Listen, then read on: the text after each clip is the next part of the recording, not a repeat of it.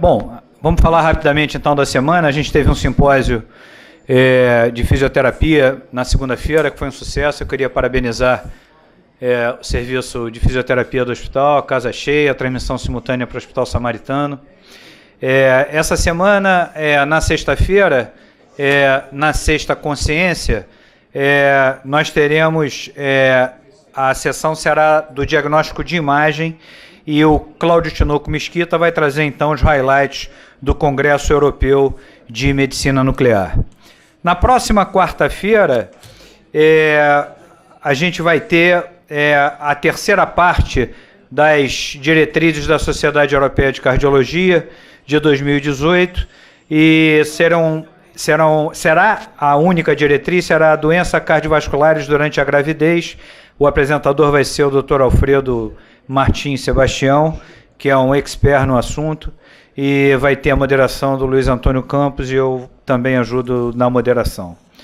Hoje é uma sessão especial, é uma sessão dedicada ao Dia dos Médicos, e como tal, nós reservamos essa data, que é uma sessão que a gente normalmente faz algum tipo de celebração. A diretoria médica sempre fica responsável por essa data. O Dr. Evandro Tinoco Mesquita, mais uma vez, vai nos brindar com um encontro em homenagem ao Dia do Médico, e com certeza também aí o Outubro Rosa ele vai poder falar um pouquinho mais sobre isso. Evandro, eu queria que você assumisse a coordenação dessa moderação. Queria também convidar a doutora Isabela Volchan para assumir a comoderação da mesa com o doutor Evandro. Ela é doutora em cardiologia pela Universidade Federal do Rio de Janeiro e coordenadora da Clínica de Anticoagulação do Hospital Universitário Clementino Fraga Filho. Evandro, daqui para frente, você, por favor, toma as rédeas. Obrigado a todos. Bem, estamos tentando fazer contato com São Paulo e...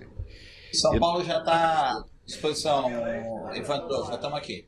Ok. Estamos ouvindo. Maravilha.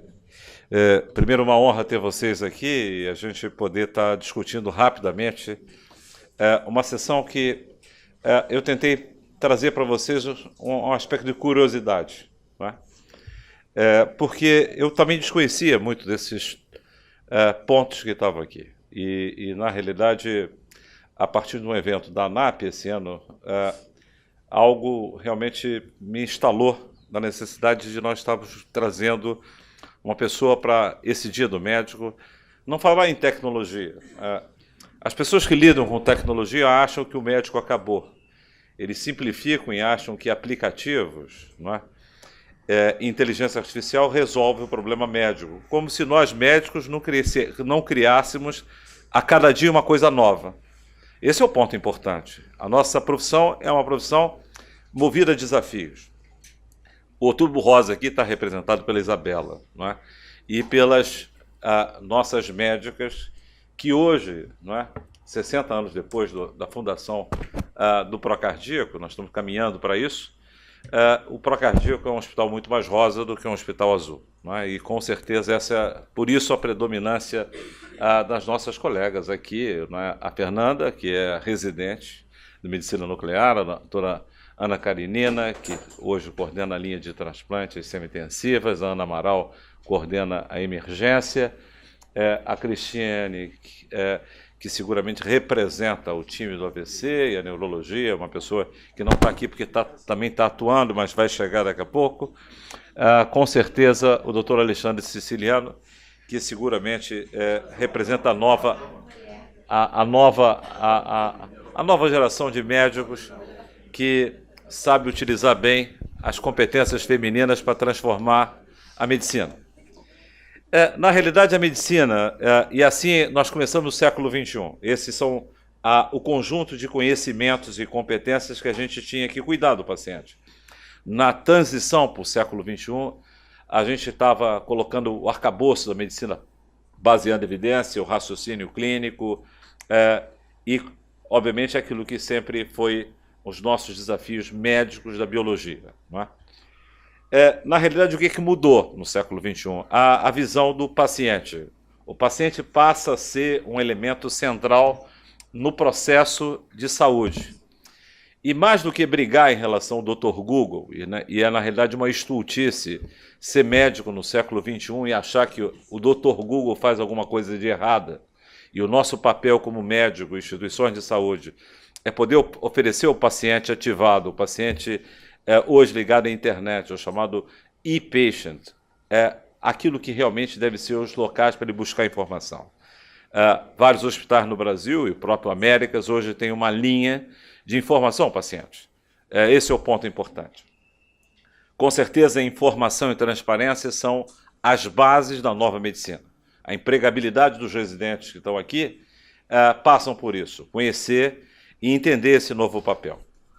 Por outro lado, a minha geração ela foi formada por Dr. House. Se eu tiver que escolher um médico, eu ainda penso em ter um Dr. House para me resolver os problemas. Mas, na realidade, hoje, vocês vão perceber que tudo isso mudou. O médico hoje ele tem que estar muito próximo ao paciente. E, seguramente, Pat Adams representa um modelo do novo modelo do médico. O médico que tem empatia, o médico que se conecta à dor e ao sofrimento.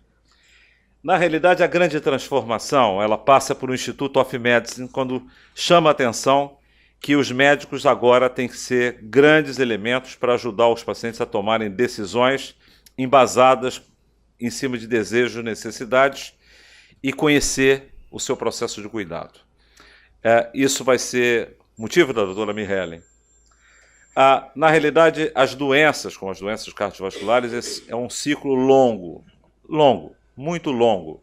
E esse ciclo longo, que muitas das vezes começa ao nascer e no útero materno, a gente já tem imprints em relação a alguns aspectos epigenéticos que vão gerar obesidade, hipertensão, doença cardiovascular prematura. Não é? Então, junto com com Samuel Moscovitz, a gente tem estudado isso e com certeza ele é uma liderança seguramente importante nessa área de estar entendendo como os imprints geram doença no futuro. Diagnóstico precoce, cuidar de todo o ciclo ao longo da vida e chegar aos 120 anos, esse é o desafio nosso. E a gente acredita, como cardiologista, que a doença cardiovascular ela estará no museu até o final desse século. Esse talvez seja o grande desafio, né? Quando o Dr. Siciliano estuda em Harvard o modelo de cuidado, o modelo da doença crônica, hoje qualquer médico que seja formado no século XXI, ele sabe esse modelo que a gente aprende em medicina da família e medicina da comunidade. E hoje isso entra no cuidado do hospitalista. O cardiologista do século XXI, ele tem que ter esse modelo do cuidado crônico como grande modelo que vai plasmar todo o desenvolvimento de cuidado. Com certeza, se vocês olharem na parte de baixo, aqui, vocês vão ver o papel do paciente e da ativação do paciente. Isso não é lorota. Na realidade, o vestibular de medicina nos Estados Unidos mudou há uma década, incorporando ciências sociais e ciências comportamentais. Não se cuida de doença crônica com um comprimido de simvastatina ou com clopidogrel, porque o paciente às vezes não toma, e é uma decisão dele tomar ou não tomar. Ou seja, nós passamos a entender que o paciente ele ativado, ele reduz custo, ele vive mais tempo e, obviamente, esse é o nosso papel desafiador, né? Já que o modelo de cuidado vai mudando. Nosso papel no Procardíaco é cuidar de pessoas, né? E, na realidade, eu tenho uma dívida com um colega do Sírio, o Alexandre, que seguramente cuida da linha de experiência do paciente, trabalhou no Einstein, trabalhou no Sírio, e hoje, na ANAP, é a pessoa que tem trazido esses conceitos. E esse é um slide dele, tem esse material, está disponível na internet, que cuidar das pessoas é o papel dos hospitais e dos profissionais de saúde, nós médicos. No passado, quando o Procardíaco abriu suas portas, era para cuidar de doença aguda, infarto, AVC, fibrilação atrial, e hoje a gente cuida de doença crônica, pessoas que vão tendo múltiplas internações, idosos, e obviamente aqui o centro é o paciente, né? E aí, novamente, o paradigma. E o que mudou? O que mudou é que hoje o profissional do século XXI, ele olha para esse triângulo e esse triângulo faz sentido. Tudo aqui no Procardíaco, ele é reescrito e pensado em relação a esse triângulo. Então, o papel do Dr. Siciliano, no Heart Center, é colocar esse triângulo na frente de qualquer profissional. Ou seja, o paciente vem na frente. A experiência do cuidado e o cuidado centrado nele é tão importante como segurança, protocolos, tratar no tempo certo e ter equidade. Então existe um novo profissionalismo médico no século XXI. Essas são as novas competências: trabalho em equipe, decisão compartilhada, centralidade do cuidado, bioética e ética clínica, espiritualidade. Está aqui o professor Roberto, que seguramente lidera isso na SBC, modelos de atenção à saúde, economia na saúde, telemedicina, pesquisa translacional e desfecho clínico. O doutor André Valuchan, seguramente uma das pessoas que mais lida com isso, e governança clínica. O curso de governança clínica é um sucesso que está acontecendo, e o PC e o André, junto com o Charles, têm trazido essa série de novas competências. Então, o que eu vim trazer aqui para vocês é o seguinte: o que nós vamos aprender aqui hoje, não é? São novas competências que envolvem o paciente e que o médico tem que liderar isso. Os pacientes, por ano, eles têm 1 hora de contato com o seu médico no Sistema Europeu de Saúde. Em média, 4 encontros com a sua doença crônica, cada encontro de 15 minutos. E as outras 8.800 horas do ano, o indivíduo está sozinho. Ele sozinho, ele tem que tomar as escolhas, ele tem que cuidar dele próprio, cuidar da sua vida e fazer boas escolhas. E eu tenho a honra de trazer a professora Mirellen, e vou chamar o Roberto Gamaschi para fazer uma pequena saudação, e gostaria da professora Mirellen agradecer muito a sua vinda aqui. Eu vou deixar a doutora Isabela conduzir essa sessão.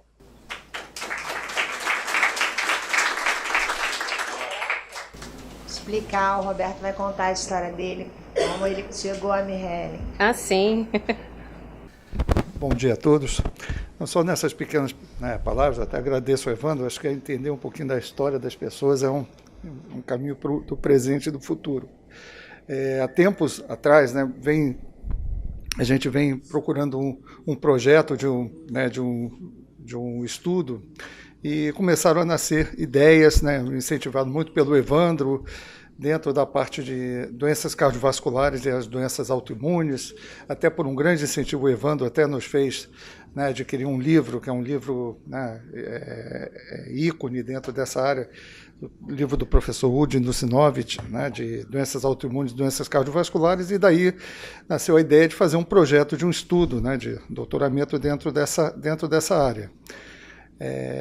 Dentro do Hospital Universitário do Fundão, a gente foi então buscar a área responsável pela pós-graduação, do que poderia ser feito, quem buscaria. Aí o professor Lapa diz: olha, tem uma professora que está vindo aí fazendo um concurso para orientadora de pós-graduação, que vem de São Paulo, que fez um pós-doutoramento em Harvard e que está prestando o concurso para cá. Provavelmente deve ser a pessoa que deve ser aprovada.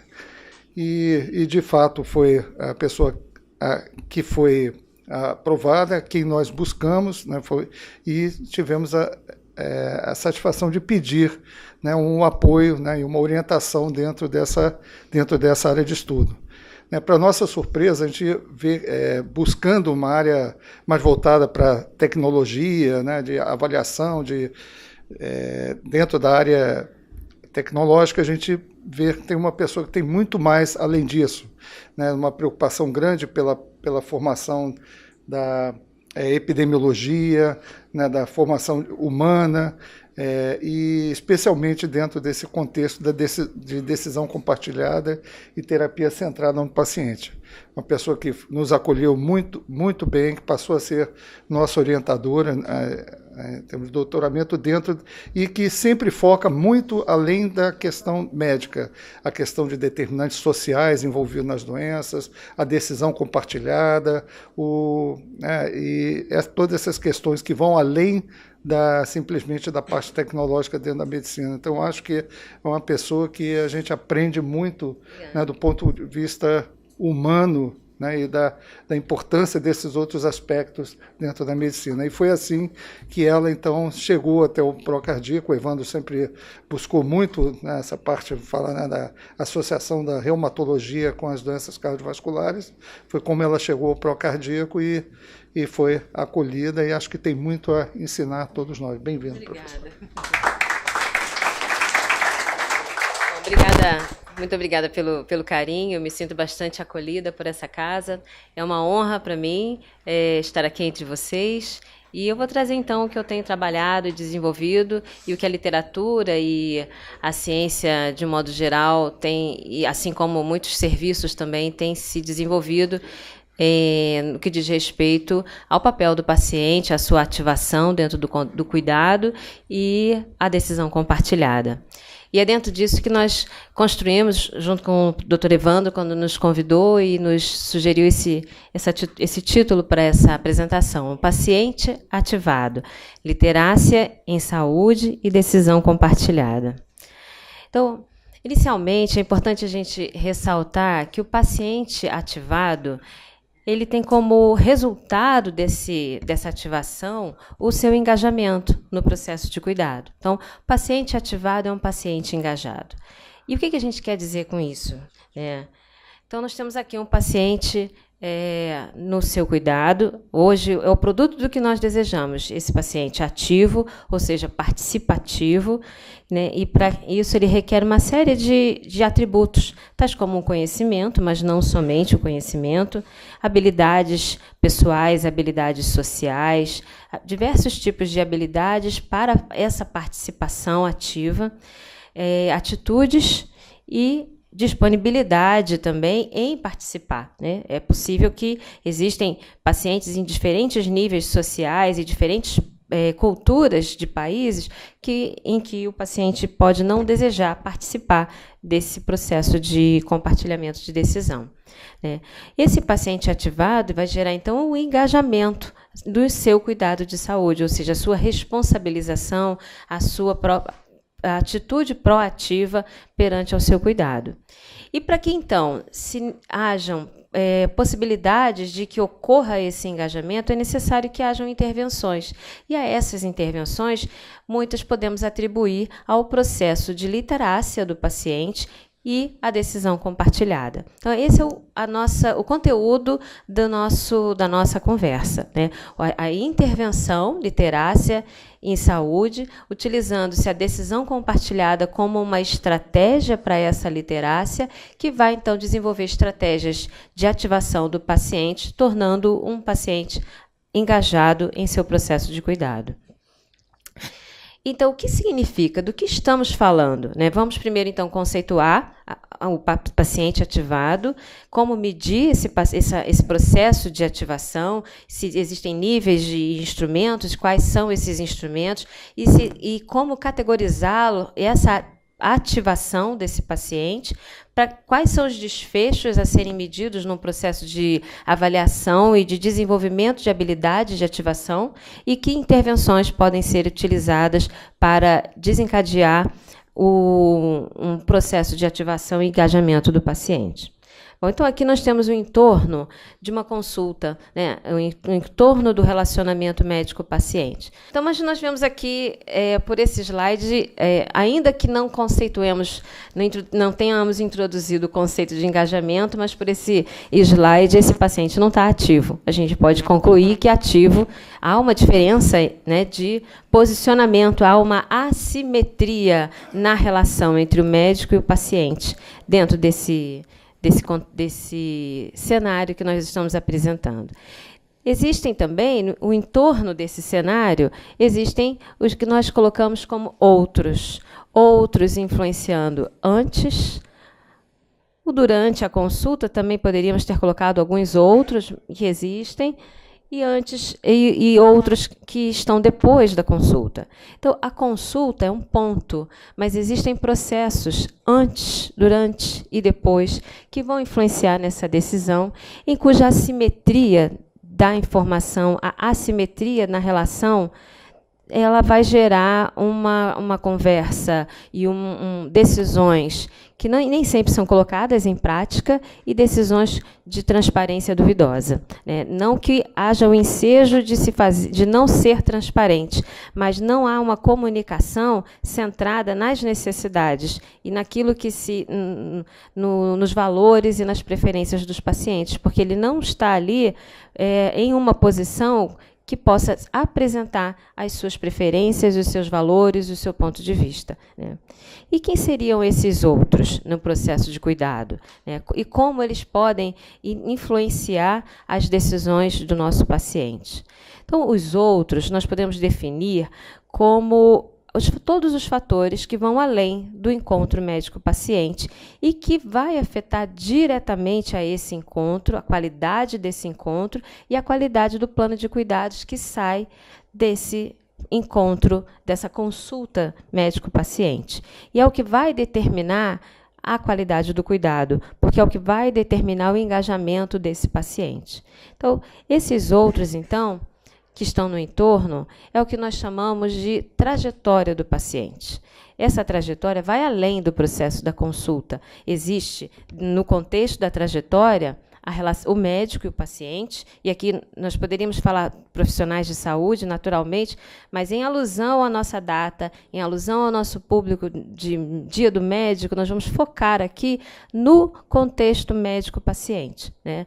Então, nós temos aqui a relação do enfermeiro com o paciente, a relação com o manejo e a operação de processos, limpeza, respeito, dignidade, cuidado consistente, cuidado coordenado e alinhado entre as equipes, os direitos dos pacientes, as comissões de direitos dos pacientes e os alinhamentos, diretrizes e políticas de saúde voltadas para os direitos dos pacientes, o manejo da dor e a sensibilidade ao paciente e a sua resistência ou não à dor, o manejo das medicações e aos seus anseios frente aos potenciais eventos adversos dessas medicações, a qualidade dos alimentos, a ação dos familiares e os amigos e os seus papéis no processo de cuidado, né? Muitas das vezes as decisões em saúde vão acarretar em implicações no cuidador, nos familiares, e eles também, nesse cenário, precisam estar envolvidos e serem escutados e alinhar as decisões dos planos de cuidados, né? E, enfim, o processo de execução dos planos que foram traçados, tempo de espera desde a sua trajetória da casa até o lugar de cuidado, a espera da consulta e assim por diante. Então, os outros são muito mais do que os outros, né? Como diz o poeta, os outros são os outros e só. No nosso caso, os outros eles são fundamentais para a qualidade da assistência que estamos entregando ao nosso paciente. E olhar todos esses cenários é colocar, então, o paciente no centro do processo. Entender que todos esses outros fazem parte do que importa para o paciente. E como alinhar e como trabalhar de forma que esse fluxo de cuidado esteja, de fato, atendendo a essas necessidades. Isso é cuidado centrado no paciente, e para isso é necessário desenvolvermos competências. Competências de quem? Competências dos pacientes, mas competências dos médicos e competência de todo o sistema envolvido no processo de cuidado dos pacientes. Esse processo, então, vai gerar o que nós, então, estamos aqui para tratar, que é o paciente ativado. Então, o que é, de fato, o paciente ativado, né? Como que nós conceituamos, o que a literatura tem promovido de conceitos e definições, né? A ativação do paciente é um conceito comportamental, né? Então, falamos aqui de atitudes, de habilidades de tecnologia leve. São tecnologias de comportamento. E é definido como um conjunto de conhecimentos, habilidades e confiança de um indivíduo para gerir a sua saúde e os seus cuidados em saúde. E esse conceito é o mais tradicional e data de uma década já, né? Nós já temos um conjunto de ações e de definições que vêm sendo produzidas nesse cenário de algum tempo de produção, né? E esse é o mais tradicionalmente conhecido, o conceito de ativação do paciente, como um conjunto, então, de conhecimentos, habilidades e confiança de um indivíduo em gerir a sua própria saúde. E aqui nós partimos de um princípio de que nós somos mordomos de nós mesmos. Então, é ajudar ao paciente a ter a mordomia consigo próprio. Mordomia é cuidar, é gerir, é zelar por si. E isso não significa deixar que o paciente sem norte. Ao contrário, o nosso papel é de facilitá-lo a conduzir essa mordomia de forma responsável e de forma também assertiva. E ele não tem como saber se nós não o ajudarmos. E vai além de panfletos, de ações educativas que têm o seu valor, né, materiais educativos, que são muito mais voltados para aspectos técnicos na linguagem do paciente, mas aqui nós não estamos tratando de... essas ações não tratam de atitudes do paciente. Então, a ativação vai além das informações e dos panfletos que muitos processos acontecem para ajudar o paciente a compreender a sua doença. Então, e isso é muito relevante nesse processo de cronicidade, né, que é o contexto do nosso hospital, de indivíduos com doenças crônicas, com altos níveis de ativação, eles vão proporcionar um comportamento em saúde que os tornam mais disponível ao gerenciamento desse cuidado. E aí, nesse contexto, nós podemos encontrar doentes crônicos saudáveis, ou seja, doentes crônicos ajustados com o seu problema de saúde, conscientes de que existe um problema, existe um adoecimento que, uma vez encarado, ele pode ter uma qualidade de vida superior, em algumas situações, a um doente que poderia ser rígido, mas que não tem a responsabilidade, o zelo, a mordomia necessária com a sua própria saúde. Então, nós falamos que existe o paciente altamente ativado, né? E, então, isso significa que existem categorias de ativação. E essas categorias elas têm sido mensuradas por intermédio de instrumentos que nós vamos apresentar. E esses instrumentos e diferentes trabalhos, diferentes pesquisas têm mostrado que 25% a 40% da população de países desenvolvidos, como na Europa e nos Estados Unidos, tem baixos níveis de ativação.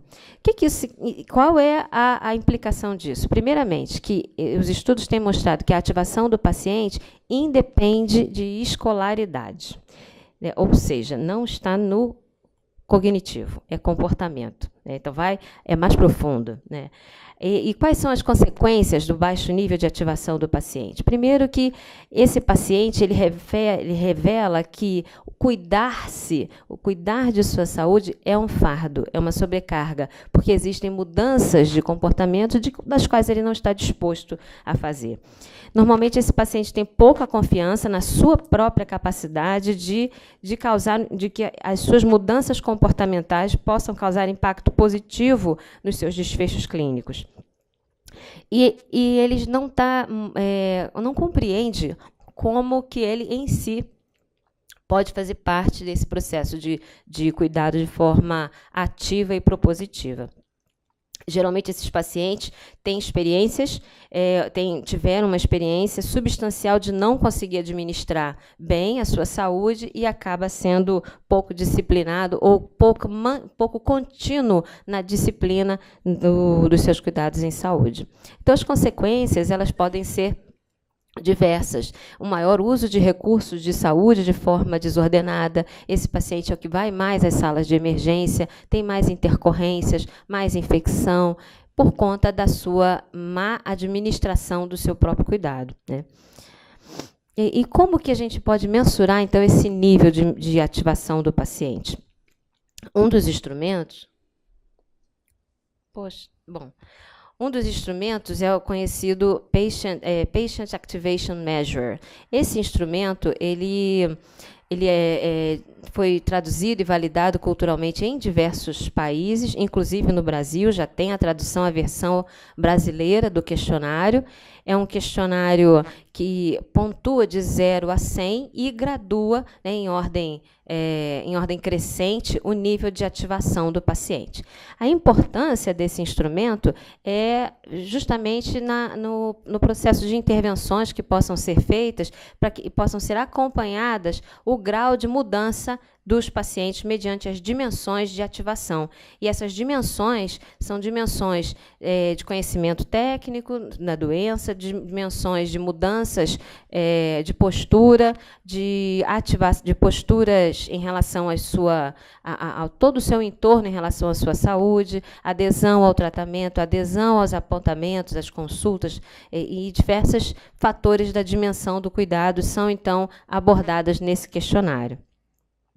Aqui, então, o questionário ele tem uma dimensão que é a questão de crenças e valores e mitos sobre a sua saúde, sobre a sua doença, o conhecimento técnico em relação à sua doença, a confiança dele próprio em ter disciplina e desenvolver disciplina para autogerir-se, e comportamentos também proativos de mudanças propositivas para si e para os seus para outros pacientes parecidos e pares que possam vir a ser pares nesse processo de cuidado.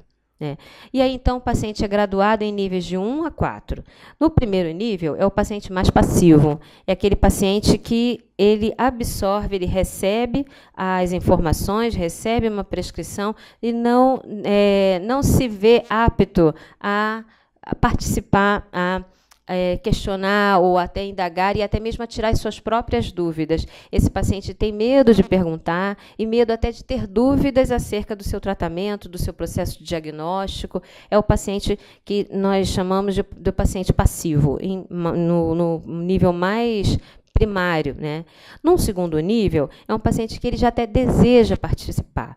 E ele pode não participar, seja por fatores do sistema, por falta de acesso, má comunicação na relação médico-paciente, ou acesso a esse médico, ou mesmo de si próprio, por questões de trabalho, a vida diária, que o impede de ter, de acordo com o seu ponto de vista, o seu contexto de vida o impede de ter um papel mais ativo no paciente. Mas ele gostaria, ele desejaria, ele quer mudar.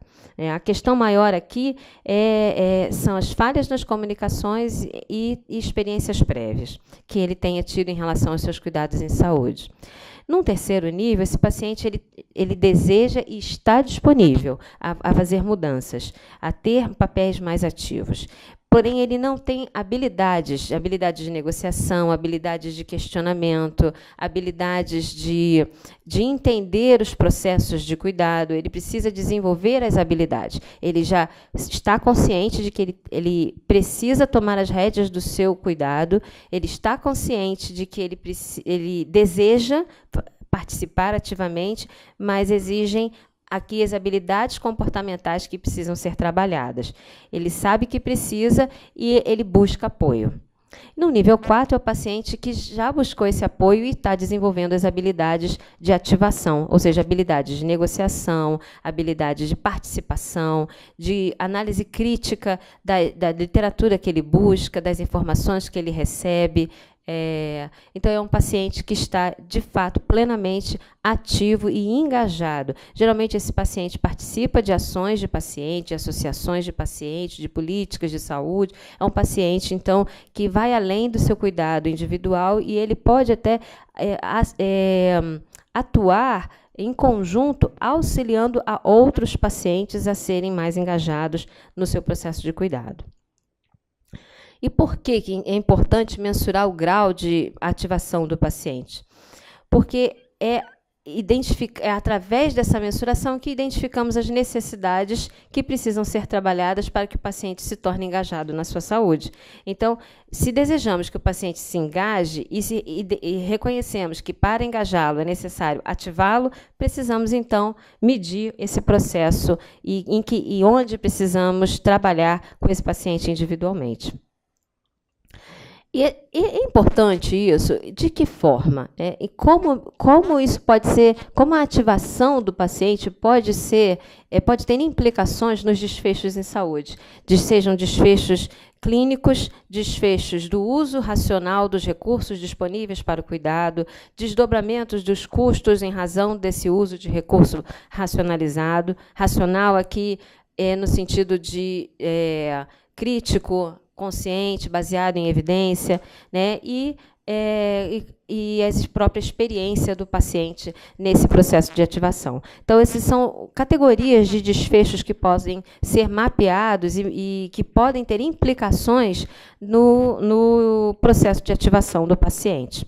Então, a ativação do paciente, hoje nós temos visto que ele tem um conjunto crescente de evidências que apontam essa associação da melhoria dos scores de ativação do paciente com a qualidade do cuidado, envolvendo aqui qualidade do cuidado, principalmente o item da segurança do paciente, a efetividade clínica e as experiências dos pacientes. Então, é intimamente relacionada à ativação e qualidade do cuidado, tendo aqui como ponto principal a questão da segurança, da experiência e da efetividade desse cuidado. Então, a ativação, né, do paciente é também um imperativo financeiro, porque é através dessa ativação, desse alinhamento de um plano de cuidados, o uso racional de recursos, crítico, baseado em análise crítica da literatura, baseado em evidência, evita a incorrências de erros que possam que possam acontecer no decorrer da execução de um plano de cuidados. E isso, então, também pode promover um uso dos recursos financeiros mais alocados de uma forma mais efetiva. Mas existem barreiras para a ativação do paciente. Barreiras mapeadas internacionalmente. Nós temos também alguns trabalhos desenvolvidos no cenário nacional, que a gente vai apresentar também, que mapeou essas barreiras para a ativação do paciente no processo de cuidado. E essas barreiras, então, envolvem aspectos que dizem respeito ao próprio paciente, ao médico e ao sistema de saúde, e as interações entre esses pilares desse triângulo da relação. Então, nós temos aqui, na relação médico-paciente, uma das principais barreiras é a comunicação. Do médico com o sistema de saúde em relação aos custos e em relação à sua satisfação do cuidado. E do paciente com o sistema de saúde, nós aí falamos de acesso. Nós vamos tratar de cada um desses itens. Então, da relação médico-paciente e as barreiras para a ativação do paciente. Tendo como foco aqui a comunicação, a qualidade da comunicação médico-paciente. Nesse sentido, a barreira é o entendimento precário por conta da má comunicação, e a má comunicação tem diversos fatores que geram a má comunicação, desde a qualidade do tempo, pressões de volume, uma série de fatores, mas o fato é a má comunicação. Ela vai gerar, então, um entendimento precário sobre a doença, sobre as alternativas propedêuticas, alternativas terapêuticas, entendimento precário sobre riscos e benefícios, o que potencializa o risco de mitos, crenças e a influência de outros que levam informações que muitas das vezes vai fazer com que esse paciente não assuma o plano de cuidados que foi estabelecido em razão de influências outras que não foram trabalhadas durante o encontro, durante a consulta médica. Além disso, os regimes medicamentosos complexos, com horários variados, são outros fatores que também comprometem a ativação desse paciente.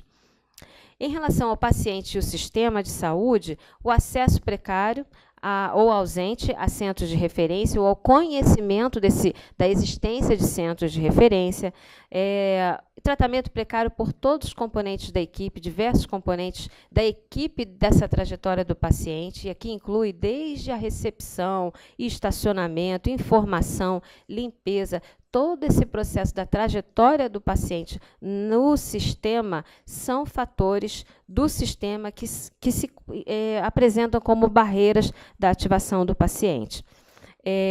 Além disso, as implicações do cuidado para o cuidador e a incorporação disso no sistema é um outro fator de barreira que está associado à trajetória do paciente, relação com a assistência farmacêutica e o conhecimento também de direitos dos pacientes, núcleo de apoio dos pacientes, conselhos de pacientes, conselhos consultivos também, nós vamos tratar adiante, são fatores que o paciente não sabe muitas das vezes que existe existe na sua instituição e que ele pode lançar mão para melhor conhecer e melhor se engajar e atuar no seu processo de cuidado.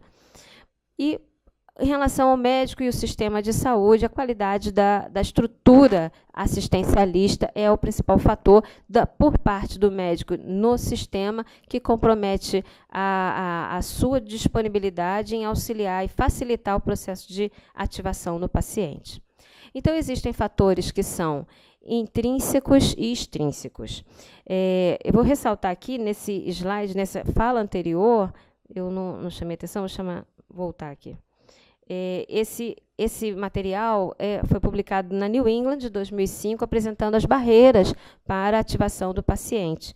E mais adiante, a gente vai dar um salto e, em 2018, a principal revista de reumatologia publica também fatores que potencialmente influenciam a ativação do paciente. E esses fatores são intrínsecos ao paciente e fatores extrínsecos ao paciente.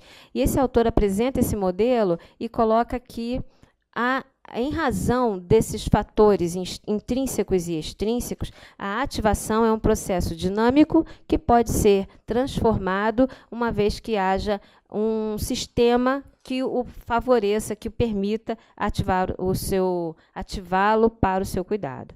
Então, dos fatores intrínsecos, nós temos aqui, de um lado, os seus hábitos em saúde, a sua predisposição biológica, os aspectos que estão envolvidos na cronicidade do adoecimento, principalmente a depressão, a autoestima, a aceitação de uma doença crônica, e aqui eu falo muito como reumatologista, os nossos pacientes, muitas das vezes, além de lidar com um contexto crônico, lida também com incertezas diagnósticas, né, do nome da doença, que nem sempre apresenta. A gente tem que cuidar sem dar o nome e o sobrenome. E essa ausência desse selo gera uma angústia que também o leva a buscar diferentes médicos, diferentes opiniões e retardo no seu tratamento, né? E consequentemente, na adesão ao tratamento.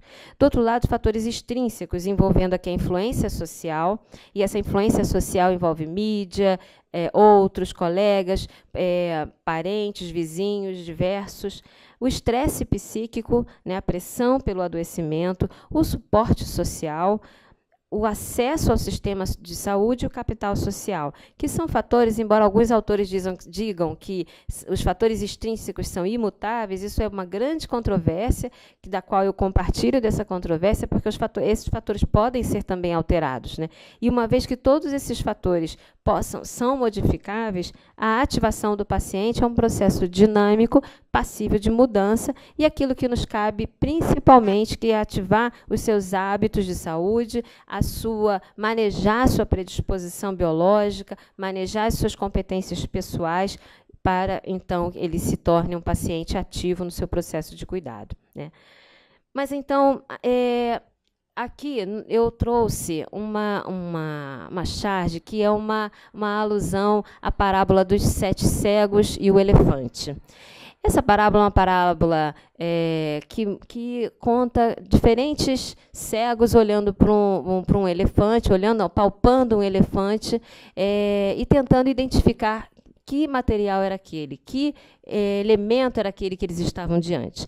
Cada um palpava a sua perspectiva, o seu campo, né, de possibilidade, e uns atribuíam, não, essa coisa grande aqui é um inseto, não, é uma parede, não, é uma girafa, é uma cobra, quando palpava a tromba do elefante, cada um olhando o seu lado, olhando, nesse caso, não porque eles eram cegos, mas palpando e compreendendo a sua ótica, né? Vamos considerar essa parábola do ponto de vista do sistema de saúde. E aqui nós temos o nosso sistema de saúde, que é o nosso elefante, pode ser até um elefante branco, e temos aqui diversos atores compreendendo e dando seus pareceres e as suas propostas de mudança conforme o seu campo de atuação. Então, nós temos, de um lado, a política de saúde, de um outro lado, afastado, a pesquisa, a academia. Muitas das vezes, eu sou acadêmica, sou docente, pesquisadora, mas é uma crítica que a gente deve se fazer até que ponto as nossas pesquisas têm relevância social para o nosso sistema, e estar lá distante, olhando. De outro lado, a mídia fazendo a sua pressão, os gestores também olhando as suas necessidades, e aqui o público, que podemos considerar como paciente, está, de um lado, olhando, assistindo a esse processo dentro do sistema, de todo o sistema de saúde, de todo o seu processo de trajetória dentro desse sistema, e ele ali passivo. Será que é assim que está o nosso paciente hoje?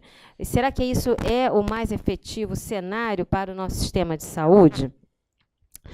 Talvez possamos afirmar com convicção, né, talvez não, né, podemos afirmar com convicção que esse paciente não está mais nesse lugar de espectador. Esse paciente está desejoso de participar do seu processo de cuidado, de tornar-se ativo minimamente como um exercício de cidadania, como um direito do paciente.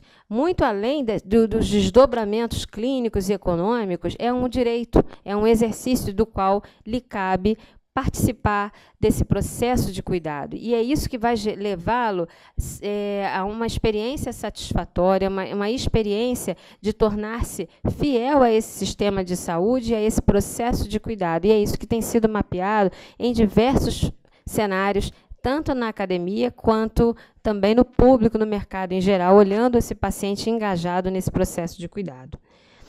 E como ativá-lo, então? Como engajar esse paciente? Que intervenções podem ser feitas para que esse paciente possa se tornar, então, engajado no processo de cuidado?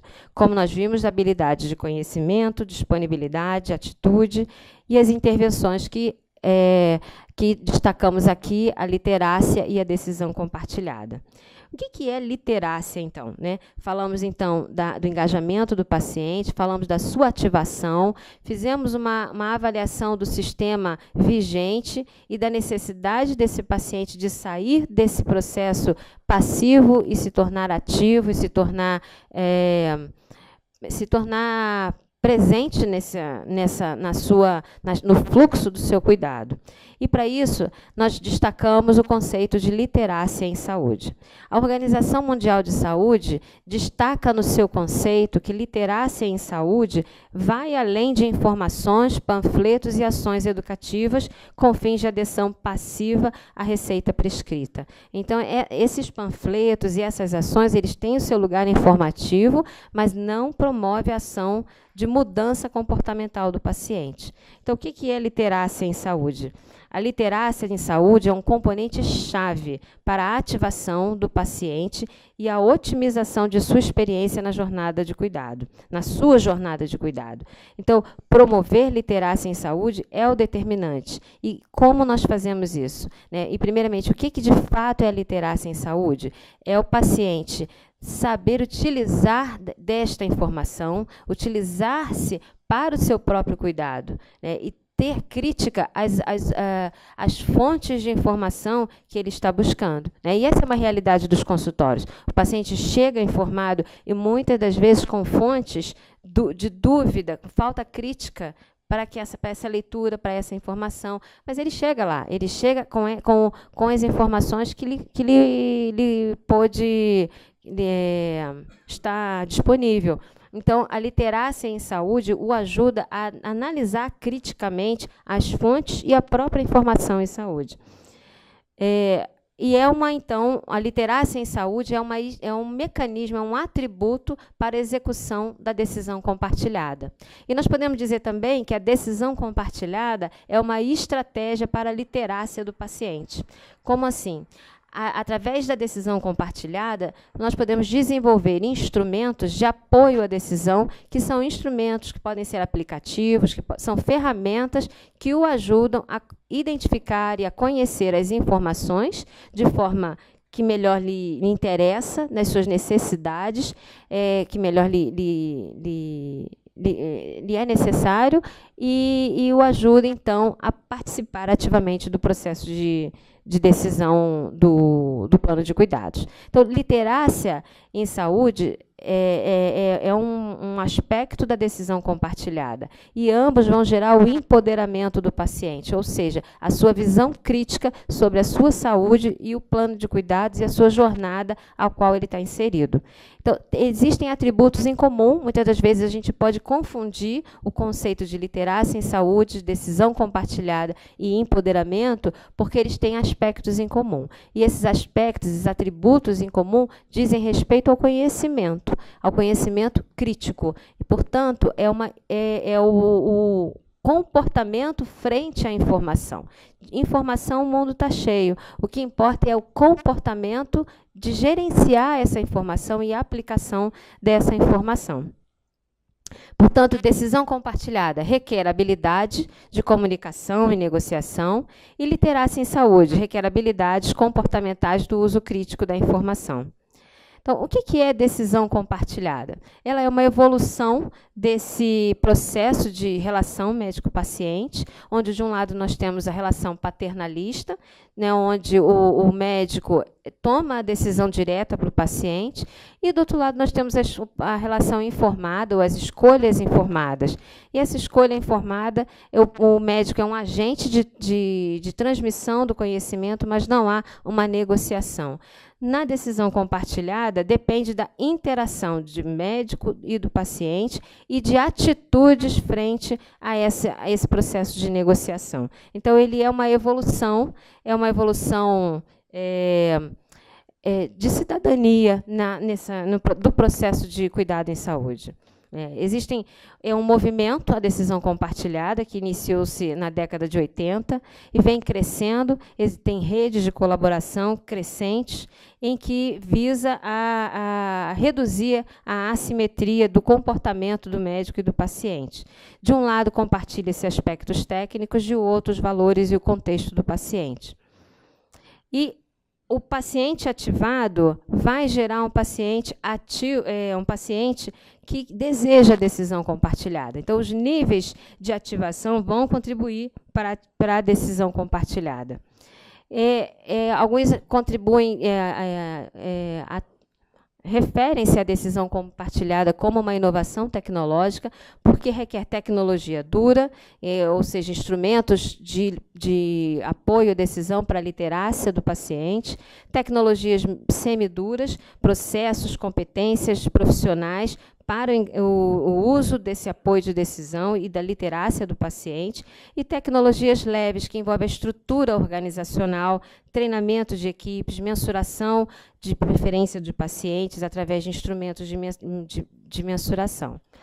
E isso, então, vai permitir a promoção da literácia em saúde, né, que existem uma variedade de áreas de exploração, seja na área clínica, na área de educação em saúde, na ciência da decisão, através do desenvolvimento de softwares para a produção da literácia, psicologia, áreas de exploração na psicologia, na ciência comportamental e nos desdobramentos em economia da saúde.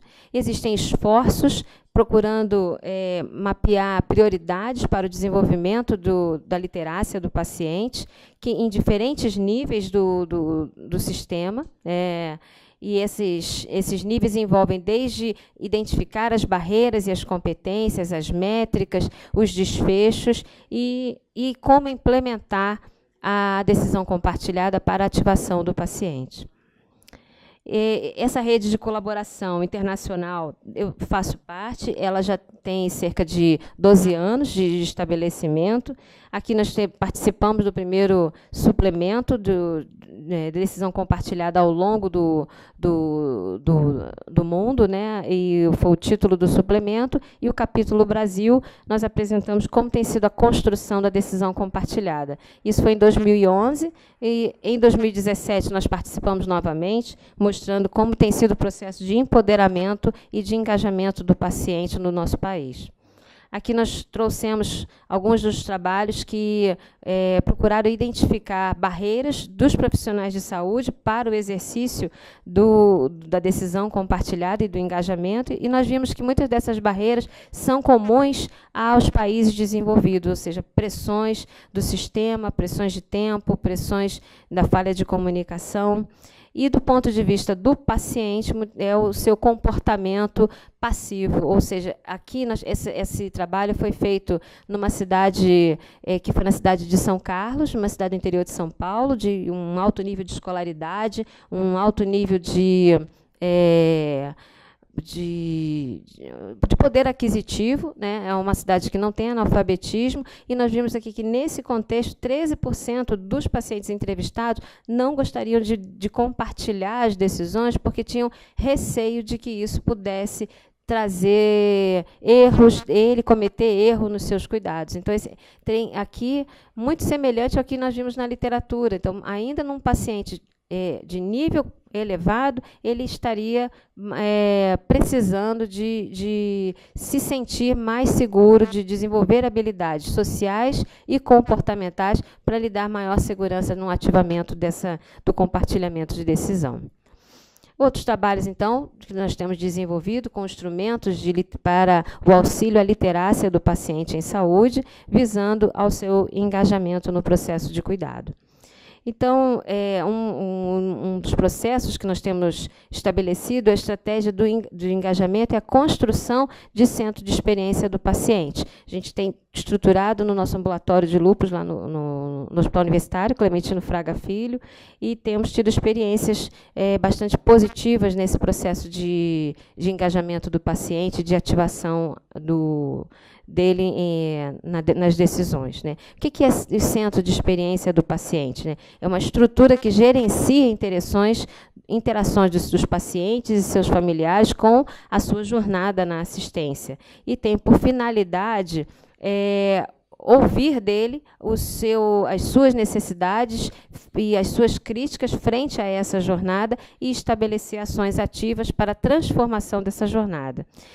Difere da satisfação do paciente porque tem indicadores objetivos que devem ser estabelecidos a priori e acompanhados para que se mensure mudanças dessa jornada à luz do paciente. Um exemplo do que nós construímos na UFRJ foi quando estabelecemos uma roda de conversa com os nossos pacientes para entender deles as críticas sobre o nosso cuidado, e eles pediram a questão do horário marcado, o horário de atendimento, foi um atributo tão importante quanto a letra do médico da receita, mas saiu em primeiro lugar a questão do tempo de espera no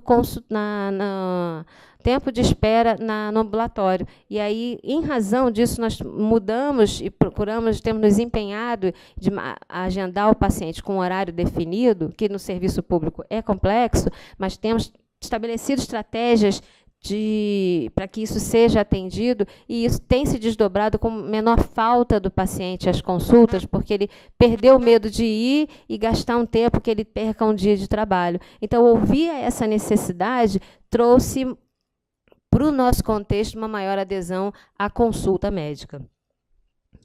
Então, aqui nós temos outros contextos, né, que tem ressaltado a decisão compartilhada como um processo de melhora, que melhora o engajamento do paciente, né? Então, qual é a relação entre decisão compartilhada e experiência do paciente? Decisão compartilhada é um modelo assistencial inovador e de alta complexidade.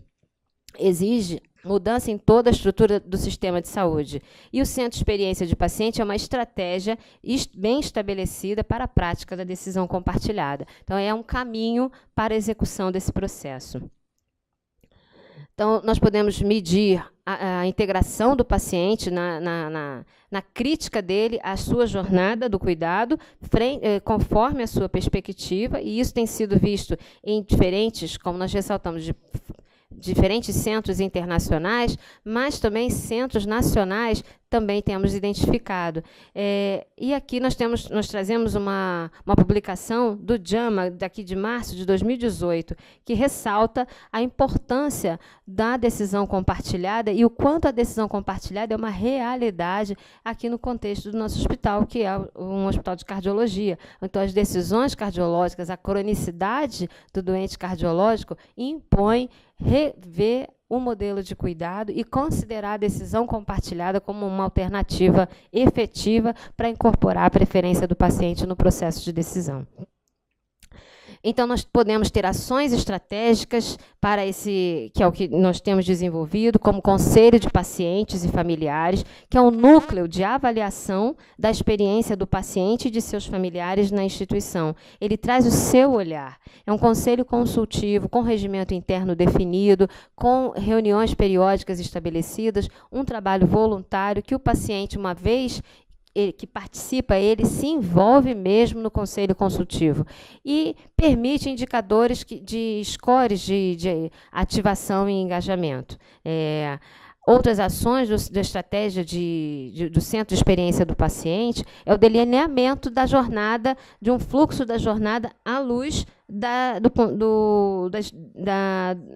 do que o paciente necessita, né, de fato necessita, tendo aqui a segurança como item principal desse processo de jornada, né, e requer naturalmente um alinhamento institucional. No nosso caso lá no Fundão, um alinhamento com o serviço, alinhamento com o departamento, com a estrutura ambulatorial, para podermos estabelecer as nossas ações de centro de experiência do paciente, né. Existem mais, ressaltando, outros hospitais nacionais também que têm estabelecido centro de experiências, conselhos consultivos, conselhos de família, e um novo conceito de experiência do paciente, que é um alicerce para as boas práticas em saúde. Então, é o que eu procurei trazer para a nossa discussão, é a decisão compartilhada, e vai a literácia do paciente como estratégia de ativação, como estratégia que vai permitir que esse paciente se torne engajado no seu processo de saúde. E aqui nós temos, então, eu trago a Clarice Lispector, que fala de mudança, e ela trouxe apenas um trechinho que diz o seguinte: mude, mas comece devagar, porque a direção é mais importante do que a velocidade. Muito obrigada. Doutor Evandro, vamos moderar? Primeiro, eu gostaria de parabenizar a Mihaly pela apresentação espetacular e assim interessante, como todos nós cuidamos de pacientes, quanto aprendemos, né? E principalmente agradecer por ter esclarecido o que é literácia. Acho que isso foi motivo de milhões de mensagens trocadas quando nós recebemos o título. Eu acho que a decisão compartilhada já faz parte mais do nosso dia a dia, o termo, mas a literácia realmente era desconhecida pela maioria das pessoas que aqui estão. Então, foi enriquecedor e, melhor ainda, ver uma pessoa que fala sobre o assunto, que produz conhecimento sobre o assunto, que dá um sabor diferente à apresentação quando você mostra as suas publicações e a sua experiência. Queria passar a palavra para os nossos debatedores e levantando uma pergunta que, principalmente em relação à decisão compartilhada, né? A professora mostrou que não existe uma... independente do nível de escolaridade nos países de primeiro mundo. Mas nós lidamos com um Brasil onde o problema não é o nível de escolaridade, é a ausência de escolaridade. Eu tenho uma experiência de 18 anos na clínica de anticoagulação, que a maioria dos meus pacientes são analfabetos funcionais. Eles sabem, e o mais interessante, ao serem admitidos na clínica de anticoagulação, já em uso de anticoagulante por um longo período valvular, já na terceira troca, eles não sabe, ninguém identifica que ele é analfabeto funcional, porque ele sabe ler pão, leite, ele sabe trabalhar com dinheiro, mas ele é incapaz de entender uma receita médica, né? E aí eu queria perguntar para os nossos debatedores, e talvez começar pelo Alexandre, que está estudando modelos de saúde num país de primeiro mundo, o que você acha que essa barreira do analfabetismo e do analfabetismo funcional no nosso país impacta ou não nessa tomada de decisão compartilhada? Obrigado, Isabela. Parabéns, Mihaly. Eu fico muito encantado de ver as suas apresentações. E hoje, se a gente tivesse um NPS aqui, eu seria um promotor 10, obviamente, né? Porque ela não só nos ensina, mas ela aponta o caminho. Eu queria fazer um comentário que esse é um caminho institucionalmente, e a gente pensa na instituição extrapolando o pró-cardíaco, que está dentro da visão da United, né, que pretende redesenhar o modelo de cuidado dentro de uma das suas capacidades de crescimento e alinhar com isso, dentro disso, o mantra de fazer um de cada vez, né? E quando a gente pensa no um de cada vez, é um paciente de cada vez, né? E aí todo o conceito de centralidade do cuidado no indivíduo e de integralidade do cuidado, eu acho que passa por esse mantra. Então, acho que isso está muito alinhado com a visão do sistema a qual todos nós aqui pertencemos, né? E muito alinhado com o que a maioria de nós acredita como o cuidado deva ser feito. Então, muito obrigado por trazer essa visão para a gente. Com relação ao analfabetismo funcional, literal, ou a incapacidade cognitiva, cultural, eu acho que a minha percepção não é absolutamente linear.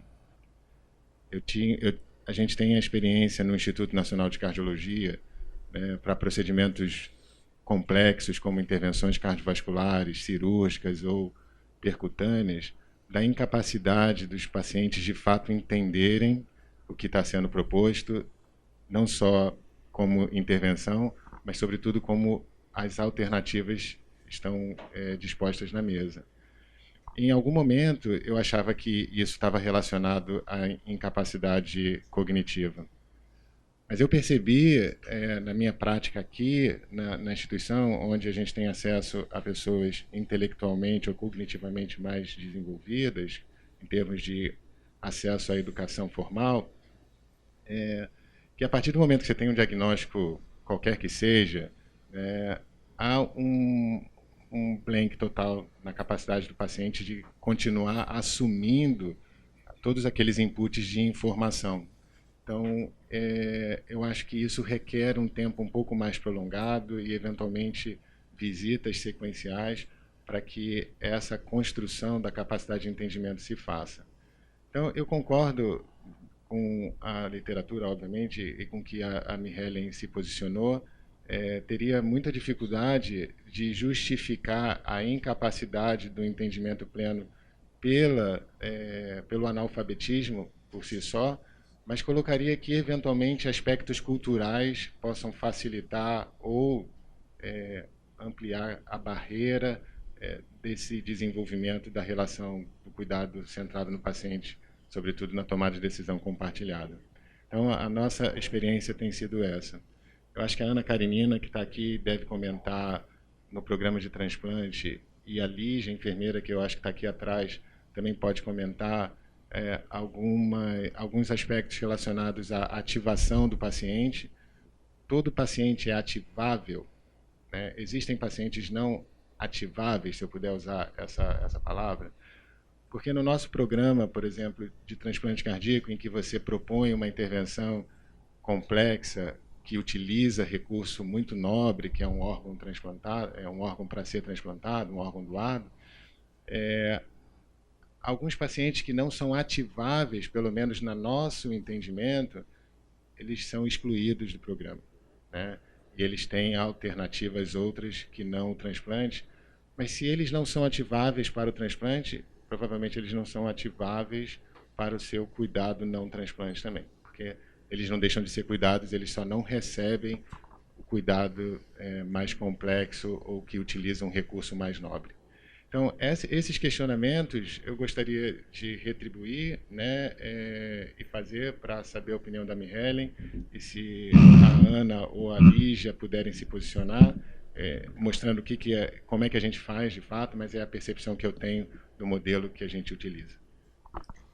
Eu adoro essa questão, esse ponto nessa pauta sobre a questão da escolaridade e a ativação do paciente. Eu meu estudo, eu vou citar um estudo que foi meu estudo de mestrado, foi 2005, foi meu primeiro interação assim com a decisão compartilhada, e o estudo desenvolveu o instrumento de apoio ao processo de tratamento da nefrite lúpica. E tendo aqui dois modelos de alternativas de tratamento. Um que na época estava começando, que era o micofenolato, e o outro clássico, que era a ciclofosfamida, mas a gente não apresentava o nome e sim as características. E existe assim, um status quo do cuidado do lúpus em relação à ciclofosfamida, que é o debate no entorno da esterilidade, né? E aí o médico toma a decisão, não, essa paciente é jovem, ela vai querer ter filho, então nós não vamos fazer ciclofosfamida para ela, vamos fazer outra coisa, porque eu decidi que ela quer ter filho. Pronto. E o instrumento apresentava, numa linguagem para o paciente, numa linguagem, nós usamos ali um material muito rudimentar, de papel cartolina, com aquele mimeógrafo que tinha no colégio, muito, quem revelar a idade sabe o que é, a gente usou aquele material, ele mesmo, ele mesmo, porque a gente tinha pouco recurso, e aí foi o instrumento que a gente utilizou. E ali a gente apresentava uma lista de efeitos adversos para o paciente escolher quais desses 3 ele queria maiores informações para as opções de tratamento.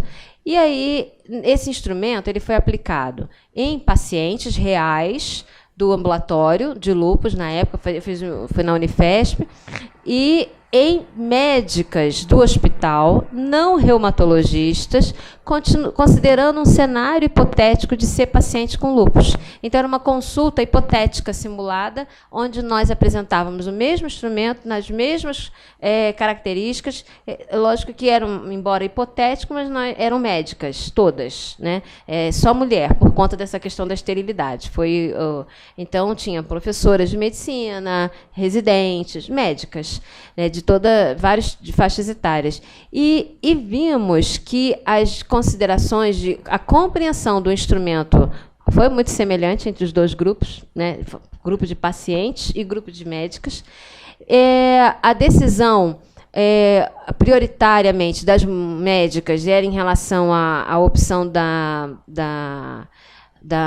do micofenolato, por conta da esterilidade, do risco de câncer e tal, e das pacientes era em relação também optavam pelo micofenolato, mas não, dentre os eventos adversos, não era a esterilidade que mais pegava, o que mais as incomodava era queda de cabelo e diarreia, e em razão das questões de falta ao trabalho e tudo mais. E depois eles atribuíam uma avaliação sobre a compreensão do instrumento que nós apresentamos para eles. E vimos que as médicas também tinham, assim, como eu já ressaltei, foi semelhante, né? E assim como outros estudos que comparam os instrumentos em pacientes de baixo nível de escolaridade e alto nível de escolaridade, uma vez que os instrumentos de apoio ao processo, ou seja, a literácia, é adaptada a esse paciente, a compreensão é semelhante. Porque isso é que é a literácia, é a comunicação na perspectiva, é como comunicar. E o que comunicar para esse paciente? Não adianta eu dizer para ele assim, o que é um Marevan, como que ele entra, como é que ele funciona, toda a cascata de coagulação do pobre coitado, isso ele não vai e nem está afim de entender. O que ele precisa entender?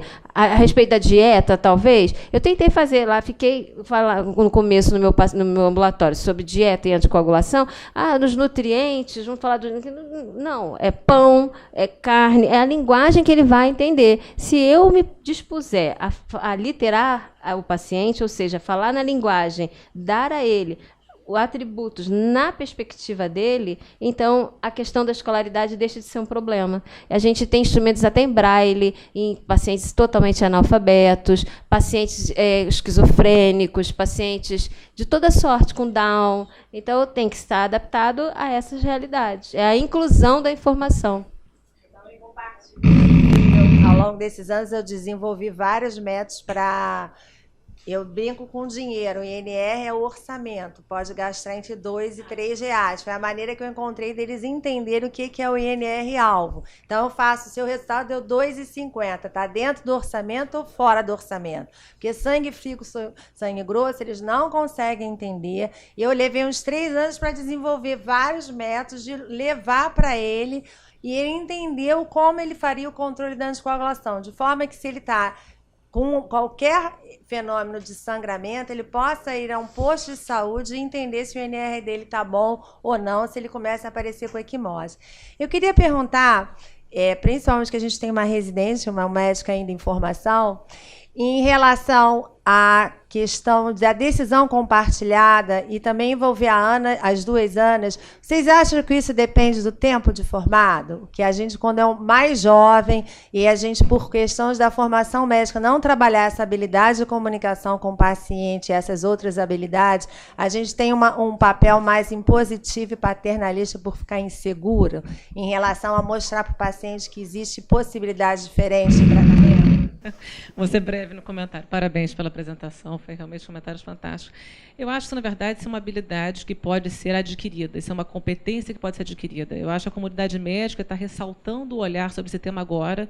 Então, há 3 meses atrás, a American Heart publicou um statement cujo título era em doença cardiovascular, então isso na literacia em doença cardiovascular, destacando que, na verdade, independente se é primeiro mundo ou não, o percentual é extremamente elevado de literacia baixa, e isso requer, então, uma mobilização muito maior da comunidade médica e divulgação do tema. E respondendo um pouco do que o Alexandre comentou, teve uma publicação no final do ano passado mostrando uma literacia baixa, em torno de 33% em pacientes transplantados cardíacos. Isso foram em 11 países, ou seja, envolvido países de primeiro mundo. O que eu acho, na verdade, a gente está desenvolvendo ferramentas agora que estão fazendo um diagnóstico, ou seja, diagnóstico percentual da população que tem uma compreensão baixa da sua doença e que tem essa implicação em mortalidade. Mas isso reflete também a nossa incapacidade de se comunicar com o paciente. Eu acho que, a partir desses resultados, vai motivar, isso associado aí à inovação tecnológica, inclusive, que é uma ferramenta que nos facilita muito, aprimorar essa comunicação, de fazer ser mais claros com esses pacientes e conseguir, por exemplo, uma adesão terapêutica maior. Você concorda que a gente, quando é formada, não vem, essa habilidade não é trabalhada? Não. Eu acho que, na verdade, tem se chamado a atenção, na verdade, para o tema, inclusive, coisa de poucos anos, realmente, para esse momento. Inclusive, para você ver o nosso desconhecimento em geral das pessoas sobre a palavra. Eu acho que, assim, o conceito em si já era percebido por todos. É uma barreira invisível que todos já conhecem e sabem do impacto. Mas isso recebeu, inclusive, uma definição. O nome está sendo divulgado agora, né? Para ser bem breve por conta do nosso tempo, mais uma vez te parabenizar, foi excelente, acho que muito enriquecedor. E só um depoimento assim um pouco também da pergunta que você fez anterior para o Alexandre, de como que a gente pode chegar nesse paciente, se faz diferença esse paciente do SUS, esse paciente de medicina privada. E eu estava comentando aqui com ele que eu trabalho também no SUS, no Instituto de Cardiologia, e é muito curioso que esse paciente, seja um paciente mais humilde, esse paciente com um poder cognitivo talvez um pouco menor do que a gente tem contato aqui na medicina privada, no procardíaco, é tudo muito como você chega para esse paciente, né? É exatamente como você expõe um dilema, um questionamento, uma tomada de decisão que ele vai... Eu acredito que esse paciente tenha um poder semelhante com o de outro paciente, talvez com um poder cognitivo maior do que dele. Depende de como você chega para esse paciente, de como você... Isso a gente percebe muito na prática.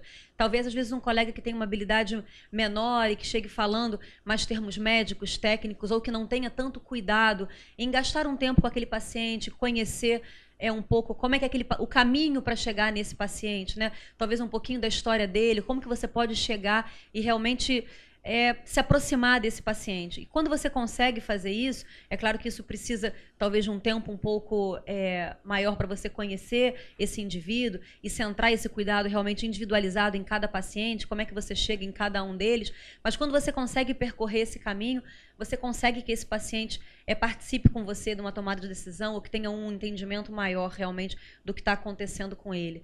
E é curioso que realmente isso a gente não aprende, né? A gente não aprende na faculdade. E eu lembro muito quando eu era acadêmica ainda e que eu percebia essa fragilidade, essa dificuldade de como é que eu vou dar uma notícia, como é que eu vou chegar, como é que eu vou falar com esse paciente. E eu lembro que eu ia eu sempre pedia, né, para um staff, para um professor meu, para ir, ele falou assim, posso ficar ali pertinho, num cantinho, para ouvir como é que você vai falar, porque realmente isso a gente não aprende. Então, talvez se a gente possa deixar alguma mensagem aqui para os nossos residentes, é que cheguem junto, que cheguem perto, que vejam como que outros colegas, né, não só staff, mas como que outros colegas residentes também fazem esse approach e esse cuidado com o paciente, que eu acho que isso realmente a gente aprende muito no dia a dia, a gente ainda não tem isso enraizado na universidade.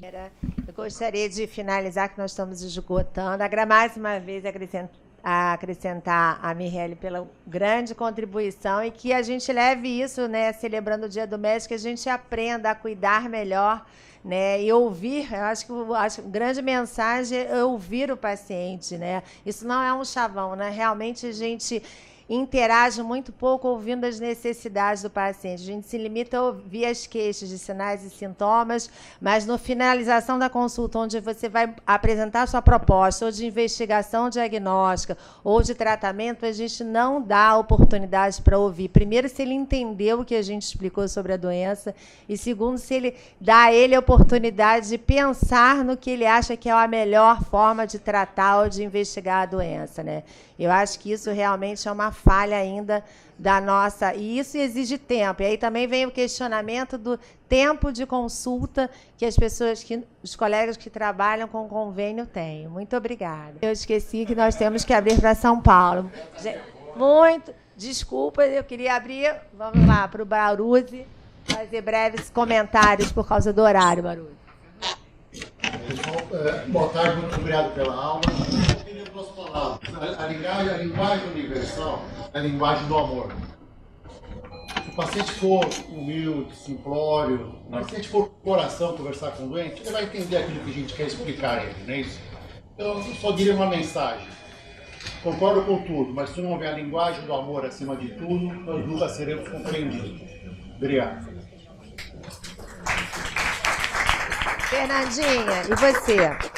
O que você leva para a sua... Obrigada pela aula, foi muito completa com relação a aprendizado do que significa a palavra literácia, que eu também só aprendi depois que fui convidada pelo Dr. Evandro a vir participar. E acho que realmente a gente não tem o contato e, como toda habilidade, necessita de treino, né? Então, é uma honra, na verdade, fazer parte de uma instituição que se preocupa com essa visão e que treina a gente de alguma forma para sermos melhor capacitados na nossa vida profissional. Vou contar um brevíssimo... Pode deixar, André, vou ser breve. Uma ilustração, né, da importância da comunicação e da transparência nessa comunicação. É uma situação que deve acontecer com todo mundo e aconteceu comigo. Uma vez uma paciente entrou no meu ambulatório e falou: doutora, a senhora pode me explicar direito o que é hidroxicloroquina? Pelo seguinte, todo mundo lá fora diz que é para dizer que toma, mas não tomar. Então, fica aí a reflexão, né, essa situação, né? Diz que toma, mas não tomar. Então, existem mitos aí, existem crenças, existem fofocas, existem os outros, influenciando em algo que a gente nem sabe. E a gente está lá prescrevendo, fazendo processo, porque é de alto custo, vai buscar, tem processo, aqueles LME, preenche, não sei o quê, e é para dizer que toma e não tomar, né? Então, fica essa reflexão para a gente, né, do que tipo de comunicação a gente está promovendo, né?